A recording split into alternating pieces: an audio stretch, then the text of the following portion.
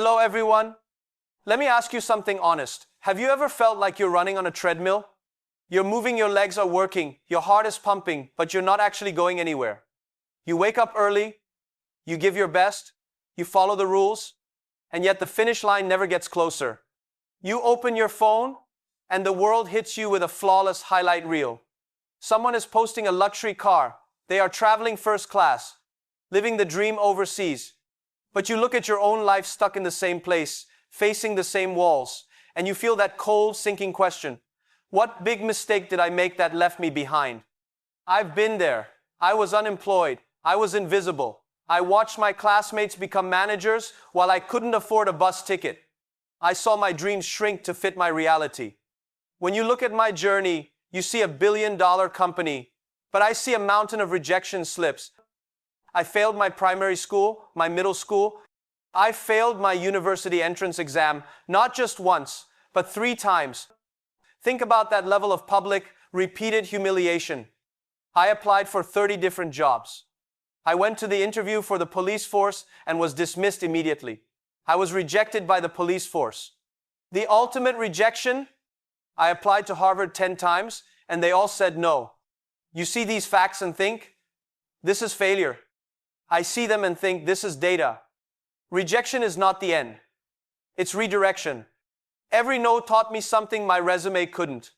It taught me the taste of humility and the necessity of building my own path. Every closed door forced me to innovate. Being stuck is not a sign of weakness. It's a signal. A signal that your plan is wrong, but your spirit is right.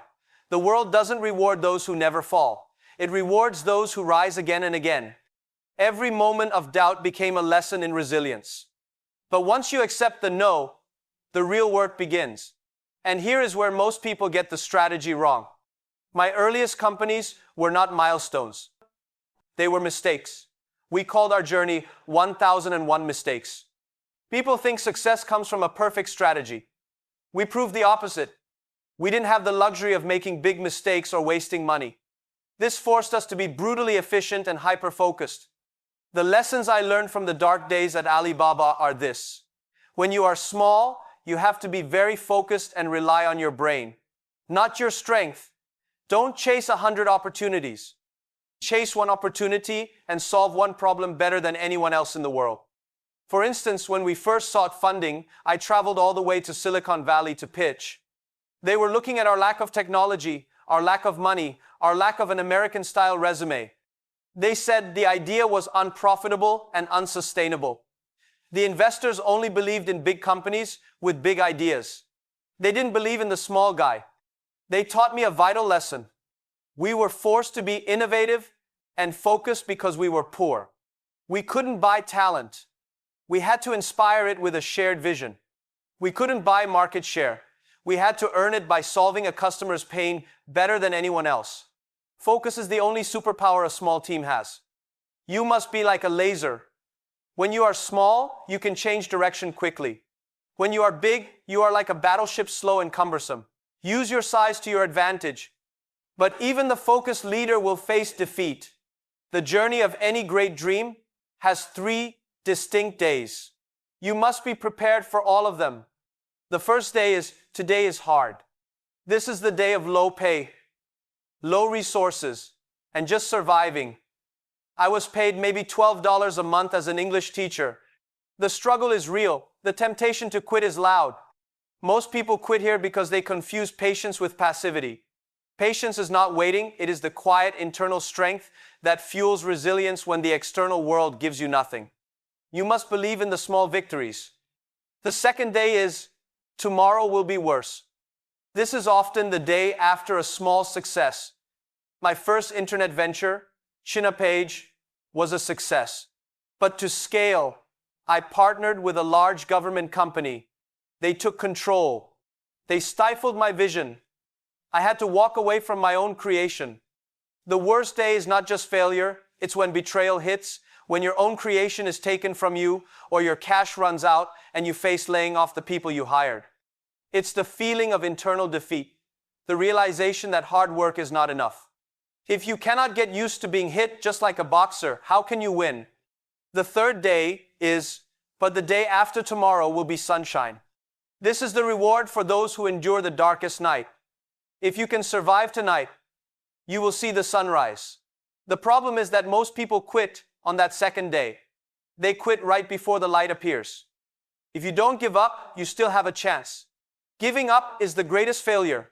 The most difficult challenge in the world is not technology, it is not money, it is people. You can have the best idea, the perfect plan, and endless funding, but without the right team, you have nothing. I learned quickly that the true job of a leader is not to be the smartest person in the room. My job is making sure smart people can work together. Stupid people can work together easily. Smart people can't. They argue. They have ego. So, how do you hire? I don't hire the best. I hire people who are optimistic. As an entrepreneur, if you're not optimistic, you're in trouble. Optimism is the fuel of perseverance. And I hate to hire people who come as experts, because there are no experts of the future. They are always experts of yesterday. I hire people who have a beginner's mindset, who are willing to learn and adapt. A leader must have a higher endurance for failure than anyone on their team. You must lead with your vision. You must always repair the roof while the sun is shining. If you wait for the storm, it is too late. The leader must see what is coming and prepare the team now. Now, let's talk about competitive intelligence. To win, you must stop studying success and start analyzing failure. I have a principle that will change your perspective on how you approach any challenge. If you want to be successful, learn from other people's mistakes. Don't learn from the successful stories. Success is a perfect alignment of timing, luck, and circumstance. It's difficult to reproduce. But mistakes are universal. Every mistake made by a company that failed is a blueprint of what not to do. Your competitor's bankruptcy is a free consultant. Your mentor's failure is free tuition. Study it. Another crucial strategic mistake to avoid. You should learn from your competitor, but never copy. Copy and you die. When you copy, you surrender your innovation and your originality. Instead of trying to clone the features of the company ahead of you, ask, what is the problem they are not solving for their customer? What are they complacent about? What is the complaint they are ignoring? That gap, that weakness is your business plan. So, if you stop copying, you hire the right team, and you learn from all those universal mistakes, where do you find the next great opportunity? I will tell you simply, opportunities lie in the place where the complaints are. Go to the forums. Go to the comments section. Listen to the small businesses who feel neglected. Listen to the customers who are angry. Every complaint is a seed for $1 billion business idea. This is how we built Taobao to compete with the biggest e-commerce companies in the world. When we first started, the prevailing model in China was about high-priced goods and complex transactions. Customers complained about a lack of trust. Small businesses complained about the high cost. We didn't compete on price. We competed on service and innovation. We built an escrow system to solve the human problem of trust. We focused on the customer, not the competitor. And this is why I say, help young people, help small guys, because small guys will be big. When you empower the small guy, you plant a seed that grows into a forest. Your ultimate opportunity is not profit, it's impact. Finally, I want to talk about the destination. We work so hard, we face rejection, we solve problems, but for what? What is the destination?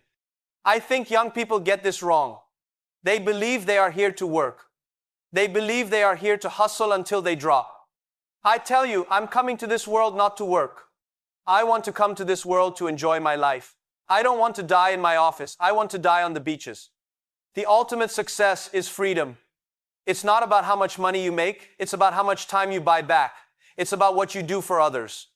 It's about building a life you don't need a vacation from. You must understand this.